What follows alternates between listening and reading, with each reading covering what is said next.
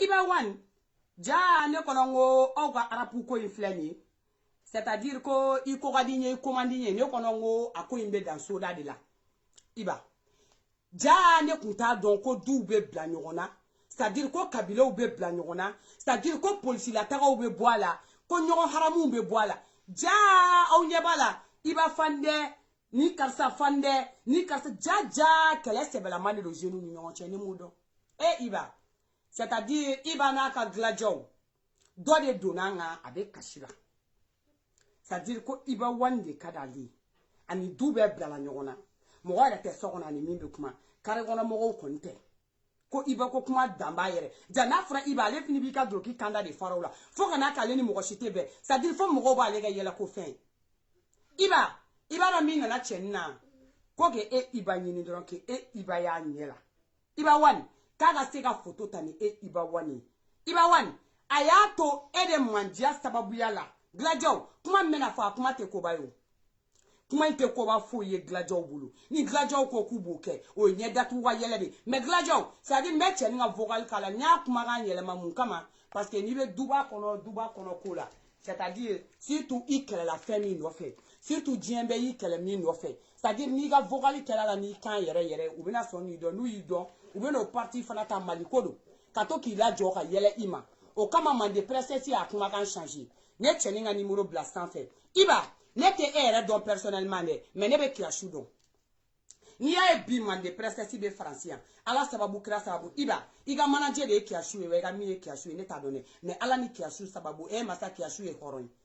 ne be sika kuma kiashu parce que ne be kiashu don malion ni kiashu jera komina hali drome kele misi kara jarati na yelela ika fenkan kiashu ba ta ga black refe ni na dien kuma bi ka fen c'est-à-dire aba labo ka yirela pour que ne mande presse si ne la tatini na ka se ga glam bamako ka ne la passeport glam bamako c'est-à-dire ka ne ta ga ne se français ala sababu kila sababu kiashu sababu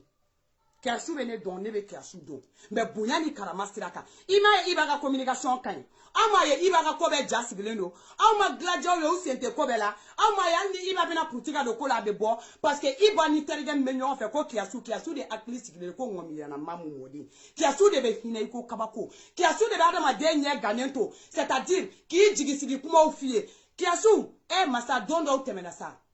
dondo temena kiashu ne ba don ne be ga kuma mfo wali kiashu ni yorome kiashu ba don man de princess fra be ga kuma mi nyefai ni me ke domina ni bitekelende kiashu domina c'est-à-dire al ne be ga passeport so go chom na kata gla masara mani le kumba do kiashu be wari mine ila c'est-à-dire al ni dromekele to ra ko fa bi wole ko ni dromekele ne to ra ko fe ibi ni ga wari mina te papa rafi o kiashu c'est-à-dire ta doni iba ka manager ou bien iba ka minu de ne ba do kiashu ni ni kuma me aka de kiashu kelema ebe ni chenita kata ira ibala cheni be femi ko ka klaka dama fana ne bo done glajo ayo kulo majo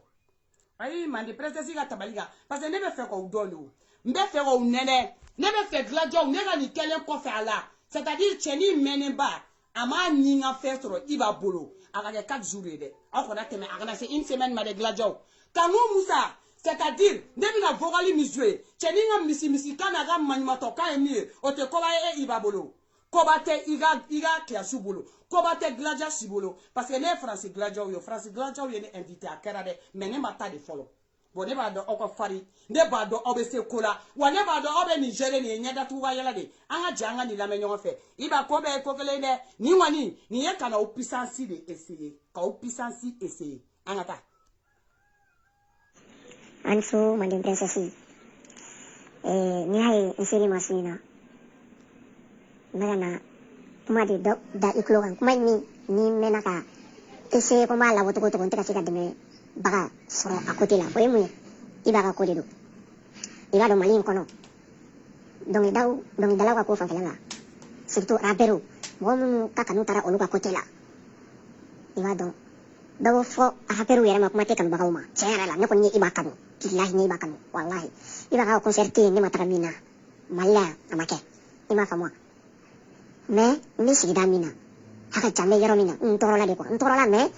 ama goye parce que muna akira femi no fe o fe kadni ko jugo no kera ni o iba kanu fan felay dugo no na kare ko nana nto be beda iba wa o no fene la nyini ma donc on fait yoro muna 600 tiara la on fait yoro muna boy ma fɛn kun bɛ n bolo ala b'a dɔn mais ala y'a kɛ a minɛla n na nin vagabond ŋa côté ye bilahi ala b'a dɔn Madame Princesse ne de ser'i ma i b'a kanu min la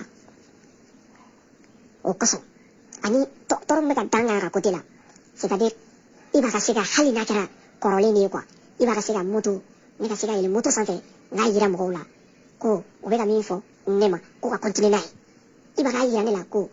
c'est-à-dire hali ni nin tɛ quoi k'ale ka fani dɔ de bɛ yen nɔ o bɛ ka tɔɔrɔ ko wɛrɛ la hali ni nin tɛ ko ale a fɛnɛ bɛ yen nɔ a ka faniw kama ne ka se ka yɛlɛ